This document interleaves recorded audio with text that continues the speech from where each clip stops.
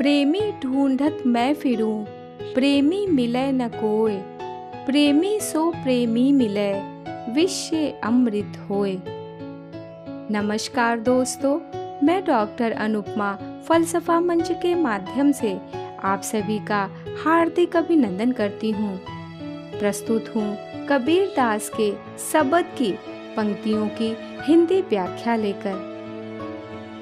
कबीर का प्रमुख साहित्य 3 रूपों में विभक्त है: रामायणी, साखी और शब्द या पद। जी हाँ दोस्तों, शब्द या पद के माध्यम से कबीरदास के सत्य, ज्ञान और अनंत शब्दों की व्याख्या लेकर कबीर ने शब्द या पद का प्रयोग 2 भावों को ध्यान में रखकर किया है। एक तो परम तत्व के अर्थ में और दूसरे पद के अर्थ में। चलिए हिंदी व्याख्या के माध्यम से हम सभी कबीर के इस भाव से परिचय प्राप्त करते हैं। पिया मोरा मिलिया सत ज्ञानी, पिया मोरा मिलिया सत ज्ञानी। सब में व्यापक सबकी जाने, ऐसा अंतर्जामी।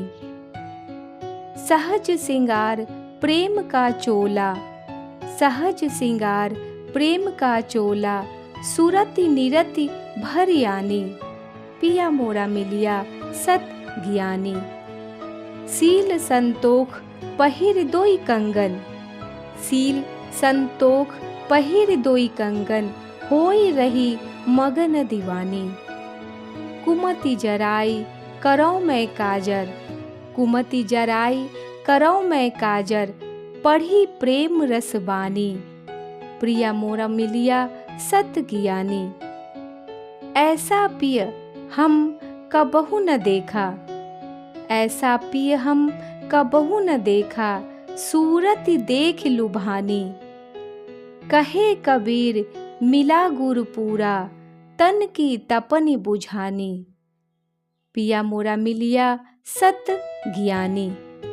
प्रस्तुत पद में कबीरदास ने ब्रह्मवाचक 3 शब्द सत्य, ज्ञान और अनंत, इन 3 शब्दों का अपने ढंग से प्रयोग करते हुए कहा है कि मेरा प्रियतम मुझे मिल गया है, जो कि सत्य है, ज्ञान रूप है और सब में व्याप्त है। वह ऐसा अंतर्यामी है कि सबके भीतर विद्यमान रहते हुए सभी की शुभ अशुभ वासनाओं और कर्मों को जानता रहता है। अपने प्रियतम से मिलने के लिए मैंने सहज श्रृंगार किया है। मैंने प्रेमपूर्ण ध्यान और लौलीनता के सुंदर वस्त्र से अपने को सुसज्जित किया है। हाथों में शील और संतोष के 2 कंगन धारण कर मैं प्रेम में उन्मत्त हो रही हूँ। मैं कुमति को जलाकर उसके काजल से अपने नेत्रों को सजाऊंगी। मैंने प्रियतम को रिझाने के लिए प्रेम रस से परिपूर्ण वाणी भी सीख ली है। मेरा प्रिय अनुपम है। उसके प्रथम दर्शन मात्र से मैं उसकी ओर आकृष्ट हो गई।